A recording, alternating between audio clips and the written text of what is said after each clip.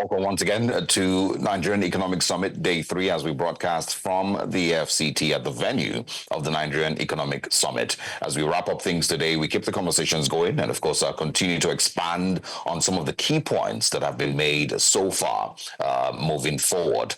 We remember also we're going to be doing one-on-one interviews as we continue with the rest of proceedings for today. One of the things that has made headlines in the last 24 hours is revelations that Nigeria's inflation rate has hit 32.7%. And we are going to, of course, be letting you know what that means, what this means for the Nigerian, what this means for the Nigerian multinational company, what this also means for small and medium scale businesses. There's analyst. It's so good to have you. And Osaogi just mentioned that coincidentally, we are here at the Nigerian Economic Summit, and the conversations have been all about staying the course and that there's going to be a rebound. We're going to see an improvement in Nigeria's economy. And just few hours after the coordinating minister of finance and of the economy, talking about Mr. Wale Edud spoke, we just saw that the inflation has indeed gone up again. What do you make of the current inflation rise going back and forth? What's your take on that?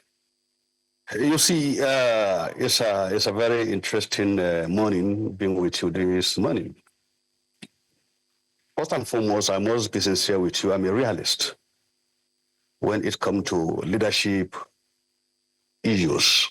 So I don't compromise it, because all we are saying today is all about leadership. What does it take to deliver to the people when the people give you their trust and mandate through the electoral process? This is democracy. There is a payback period. In every investment, you have a return for it. It can be political investment because the people have invested heavily in democracy. They are expecting some good returns, just like any multinational or any national invest business. Let me tell you about the inflation in Nigeria from the National Bureau of Statistics. By July this year, said the inflation got down by 25%. From July, August, September, we have a different statistic telling you 32.7% inflation. So within the 3 months, what are responsible for this inflation? Then, this is question number one.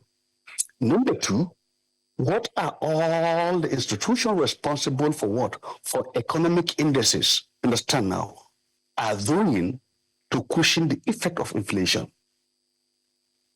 What is the central government doing as far as regulating indices affecting inflation in Nigeria? So you are talking about policy. I will not look at policy. I will look at leadership. If the leadership at every point of these institutions are responsible, are sensitive to these indices, I'm telling you, issues will have been addressed by now. But this is the 30th Economic Summit in Nigeria. What is the essence of history? The essence of history is to tell you about the past. You know where you are today, so that tomorrow you should be guided. Then if the past 29 Economic Summit of this country have not given us a clear clue of where we are today, then today virtually will tell you we are not going to get it right to tell us where we are going to be tomorrow. So now we'll be asking for another raft economically. So logically, let me tell you, in Nigeria, when inflation still gets high, they didn't come down. It has effect on our political economy and social economy. It has effect on our education sector.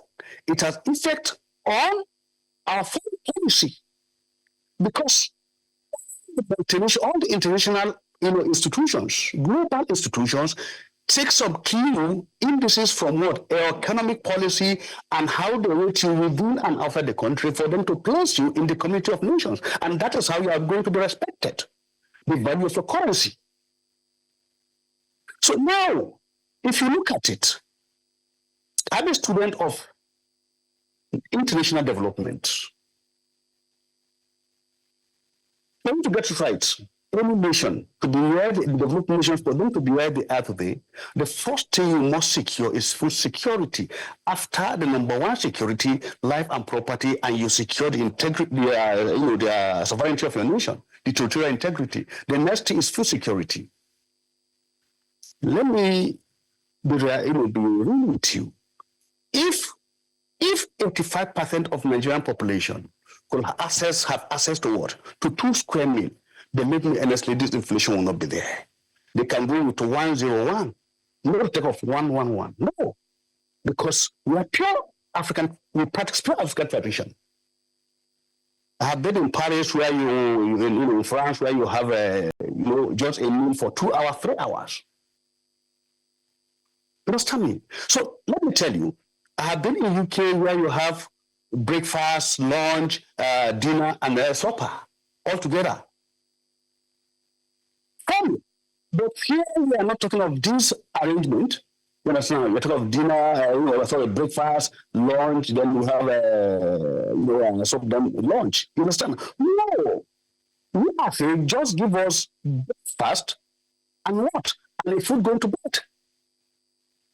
So this is I'm coming to a question. I'm not running away from it. Yeah. The key issue responsible for this inflation today in Nigeria is the oil sector. Because this is the core central engine room that indicates your financial economic strength. And it has a chain effect on all the industries.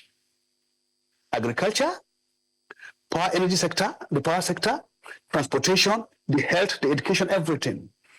So now we woke up last 3 days, they have increased the fuel pumping price from 977 naira to 103 naira. The pump price today in Abuja, after I'm talking to you, is 1,120 naira.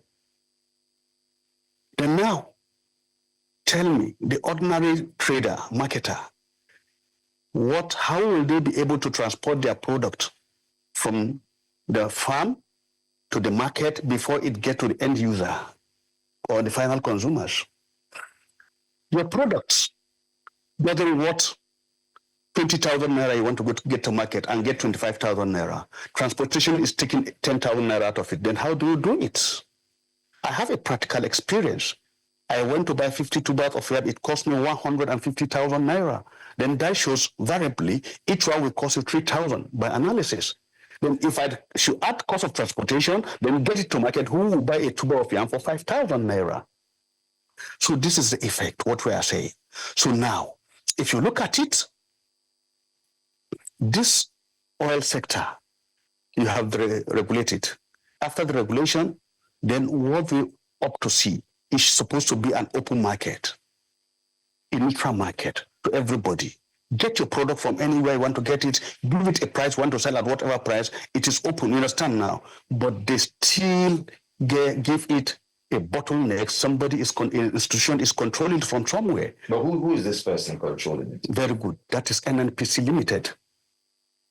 If I said it is an open market, go there, get your product from anywhere, sell it at whatever price, then why should they be regulating the price for Dangote refinery? But sorry to butt in. The same NNPCL just a few days ago said they are giving the Independent Petroleum Marketers Association the reason and opportunity to go ahead and deal directly with Dangote. That's one. Secondly, in a meeting that was held, even with the DSS being involved, they had negotiated that they can go ahead and buy how they want to buy.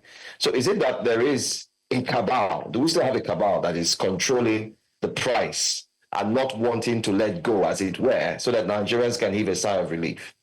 Let me take you back to this film written by this guy, Coming to America. In one of the clips, you said, look, you said in the barber was telling the guy, you said, I should test the soup. Where is the spoon?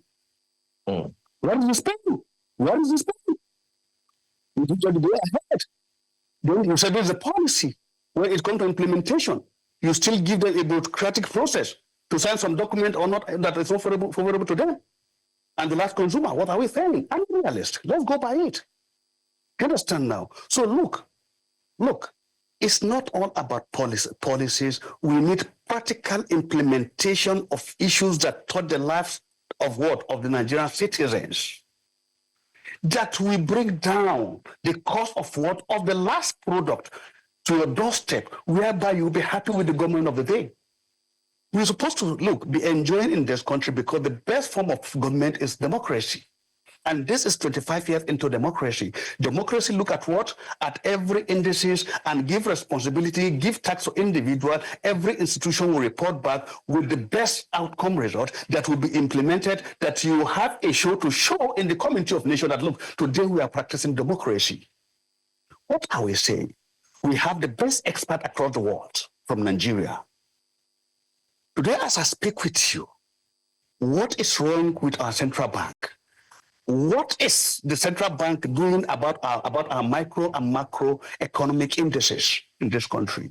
We have the national planning for budget, for economic and budget planning. What is that institution doing? We have the Federal Ministry of Finance. What is their budget? What are they looking at before putting budget in place? We have the Federal Ministry of Agriculture. What are their reform plans for this country with the coming of Mr. Bola Ahmed Tinubu for president? What are the policy redress? What are the new, innovatives you are bringing in as a new government? You understand? Even though it is an APC government, you have some new ideas, input that you are bringing. What are you rebranding? What is the new test you are bringing into the system? The minister was here on Monday. Atiku Bagudu was here on Monday. Wale Odun was here yesterday. The vice president was here on Monday as well. And a lot of people can see that and say that it shows that they have some belief in change, in changing policies, and of course, what needs to be done. But I want you to once again reiterate on your question on leadership. Is this directly pointing fingers to the current administration and saying in one way or the other that they are leading very poorly? Fantastic. Look, let me tell you, the best leader is he who is able to influence his followers. It's all about influence and progressive influence. What you have today in the international scene, you see the main actor and the main character in the international scene for the past 30 years or last 50 years is the USA, because they know how to mobilize and influence their followers, the other nations. What do you really want with all these institutions you have in place? What do you want to achieve? I will ask you one question. Ask Mr. President, Mr. Bola Ahmed Tinubu, what is your plan strategically when it comes to economic reform? What is your political ideology? What is your focus politically with APC? What are the new things are you bringing as a leader? And what are your leadership traits? And what do you want us to remember you with as legacy when you leave the show of, the villa, presidential villa? These are questions you need to ask. And number two, and as a leader, let him look at those around him. Did they have the qualification, but do they have what it takes to implement critical issues to get results for you? Because the essence of sugarcane is the sweetness. If the sweetness is not there, it's no longer sugarcane. But we've seen the ministers actually working, back and forth very hard, very strongly. I mean, the Minister of Power has ensured that there's light, even though the national grid has collapsed more than many. Stick, let me tell you, I told you I'm a realist. I need things that will work practical, and I have practical experience. I will tell you from research A, B, C, this is the result. Let me tell you, check back the last 10 years. When it comes to rainy season, let me tell you the truth. Rainy season, the water level is high at the Kangi Dam. We have how many turbines working in the Kangi Dam? Now we have about 4 turbines working. We have about 12 chambers for the Kangi Dam. So now the 4 turbines that are working, they work at maximum rate during the rainy season because we have enough rain for the turbine to work. Then as the rain drop and we enter the dry season, all these turbines, the water level goes down. The turbines will now find it difficult to work as expected. So the work they'll be generating at that aspect will be lower than what we have now. So they are working at their optimum capacity. We have enough and excess what? Energy supply to give out. And let me tell you. So you think that if it stops raining? Listen, I will give you the logic there. During rainy season, most of the government offices are not using ACs. They off it. Only in Abuja or everywhere? I told most of the government offices. You understand now? I'm very careful with my words. Okay. Yeah, you don't use them because this is rainy season. You understand now? Number two, most people now doesn't on their fridge. They are off. They rely on what? On tea. So all this energy we are saving, you understand now, will be a surplus for those that doesn't actually need it. Where people leave their houses for offices and market, their trading, business areas, you have energy to save. And now we have a lot of energy beyond expectation. Then they can say anything about it. But let's get to the dry season. By the time we goes into the dry season, like especially by February, January, February, and March, it will be a different story. They will tell you the national grid has collapsed. Why is it that it is always year in, year out during January, let me say from December, January, February, March, we have this crisis with energy, electricity. But when it comes to rainy season, we don't have issue with it. But now, look at it again. All the consortiums or these Chenkos or discos they call them, we increase the price of tariff of the watt of electricity supply during the rainy season. But when the supply drops during the dry season, why wouldn't they revert back and reduce it? I mean, I did mention this earlier, that when things go up in Nigeria, it's very difficult for them to come down. This is what I'm telling you about leader. All these things is about leadership. We are not being real. You understand now? We are trying to hide a lot of issues from ourselves. You understand? And to the international scene. It is better. It is better you expect. You tell the people the reality on ground. You understand? So that you have practical engagement with your problems, and you know how to solve them. So let me ask. The narrative is difficult decisions need to be made in order for us to birth a more prosperous Nigeria and a better economy in the near future. The vice president, of course, made the same statement on Monday, where he says they understand that Nigerians are suffering, but they have no other choice. So what are the things that you see today that tell you that even with these difficult decisions, we're still not going to see any succor in the near future? Fantastic. One thing is missing. I said, let the government actors be communicating with the grassroots. When you need their mandate, you went to the town hall, to all the local governments, you understand, now you engage them, discuss with them, give them all sorts of promises. Then now you are there. They gave you their mandate. They have keyed into what? Your political manifestos. Now you are already there. So engage them, go there, tell them what is happening. We are sorry, this is the reality on the ground. Let me tell you, we cannot continue to condemn. We appreciate where we need to appreciate the government. I've seen in the last month where the government have shows one some debt recovery, debt payment of about $22 billion.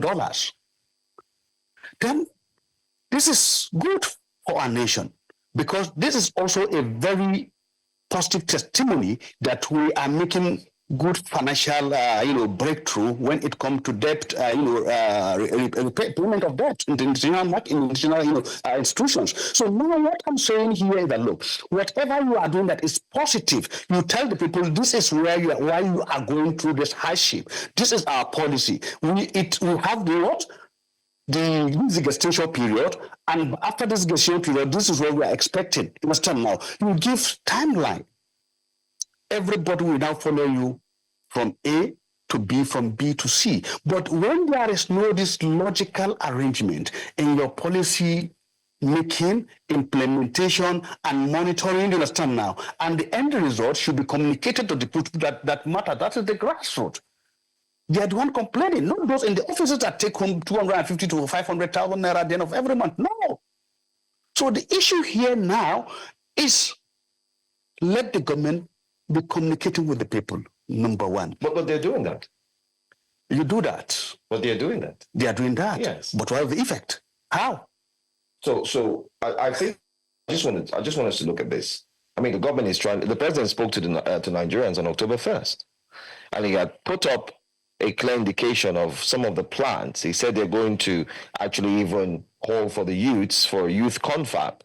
for 30 days, in which the youths have reacted differently about that 30 days. You also mentioned the CNG buses. Well, maybe if you say that they're not communicating, that's a different thing. But if you say in terms of implementation, we would agree maybe that we've not seen some of these things materialize or into fruition. Why We've I not said seen they them are happen. not communicating, when he was looking for the mandate, the election of the electorate, he went to the grassroots, Okay. have a town hall meeting. Why can't you do the same? What are the function of all the ministers and their essay?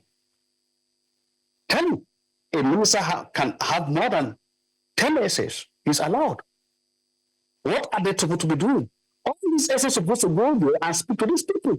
Have a synergy with the local government, speak to the people, have the market women in the administration, the traders, you understand now, speak to them and get that feedback through your report, the minister, move it at a practical document, you understand now, to see what is your next line of action.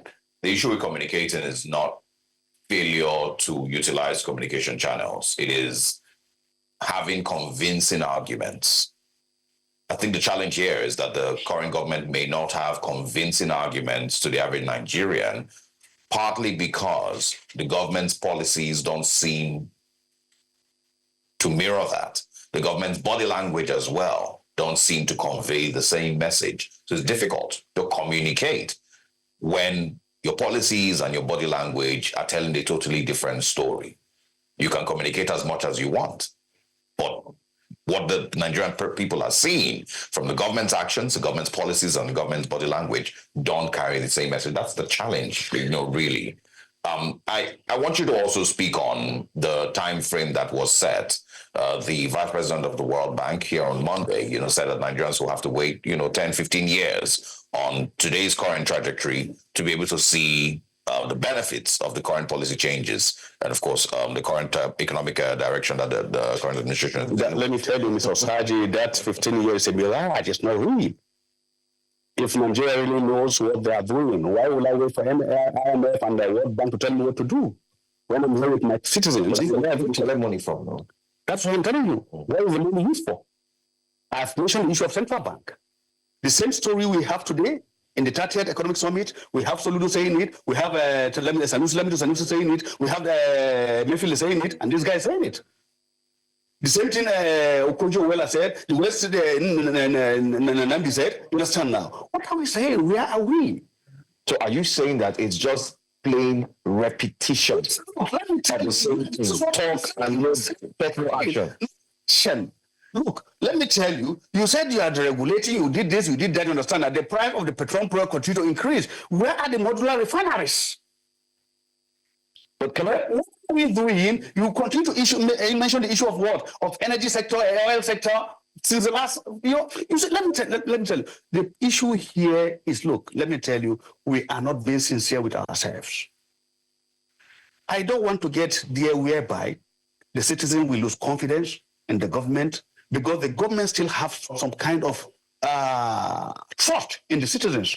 Because if they talk, we listen to Mr. President, we listen to Mr. Vice President, we listen to the ministers, you understand now, we go home. But the fear is that when the citizens have lost the trust and total confidence in the central government, you understand now, and we have lost it with the state government. That is why most of the time the federal government will tell you, go back to your governors and ask them what are they doing with their monthly allocation, what they get from the central government. You understand now? So now everybody is looking up at what the central government. By the time we lose the confidence and the trust, you understand now, we'll be heading towards a failed nation. Quickly, there's people who would argue that we found ourselves here because of the Buhari administration.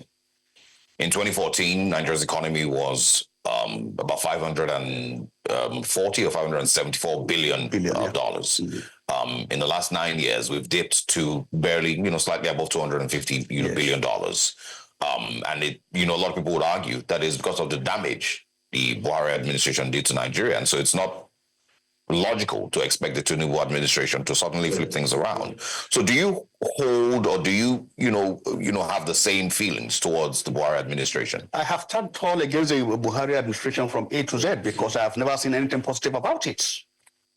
It's a government of deceit. It cajoles the people into what? Into voting the guy into power, and at the end of the day, he betrayed every sector of the nation, every individual. So what are we saying? What did we get out of his 8 years administration? You understand now? He promised to rebound about the energy sector, to improve the agricultural sector. Everything goes down below 25% before he left there. He sold our crude oil off-road and got the money. And what is the money used for? So I discussed this issue with a sister media agency last week. That look, Mr. President Bola Ahmed Tinubu, looking at his international relation connections, his personal development since all over the years, his political might within the power, nation and internationally, and you look at his passing as in the financial sector, I expect him to have had some critical question about the past, some issues about the past. Does it bother you, finally, last question, because we're out of time, and we also look forward to have this conversation again, but does it bother you that there seems not to have been any form of accountability? Anybody has been called to the books so far in this administration? We thought, just like every other Nigerian, had thought that there would be a call for accountability where people would actually face the law, especially with monies that have been spent and nothing had been done. Does it bother you as well that it's like we're towing the same line currently? Nobody's been, we're looking for white lion, we're doing that, so nothing is happening. Let me tell you, that's why I told you I'm a realist, you understand now. If we have a different ball game change here, the story would not have been like this. Abba Kyari is the MD, Group Managing Director of NNPC through Buhari period. What is he looking there? What is the changes? What are the changes we are seeing? You understand now? Let me tell you, the issue here, we have some old guys that have helped Buhari administration go down the drain, you understand now, without any proper record and any accountability, and they are still there working with Mr. President today.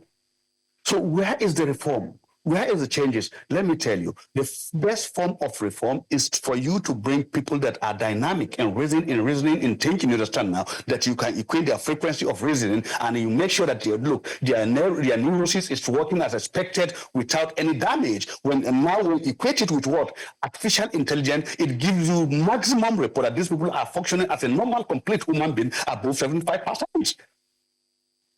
You understand now? Let me tell you, that is why whenever you engage Nigerians, after breaking down every analysis with all their presentation in the Committee of Nations, they still go back to laugh at us. Because they know we are not realistic.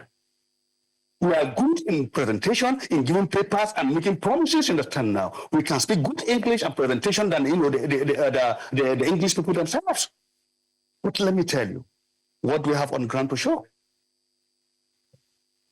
We have below 25%. So let me tell you, finally, there was one minister during President Olusegun Obasanjo.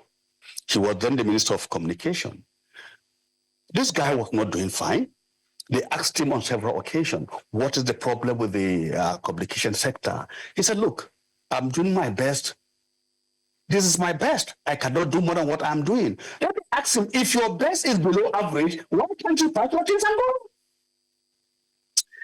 Look, guys, we need a drastic change.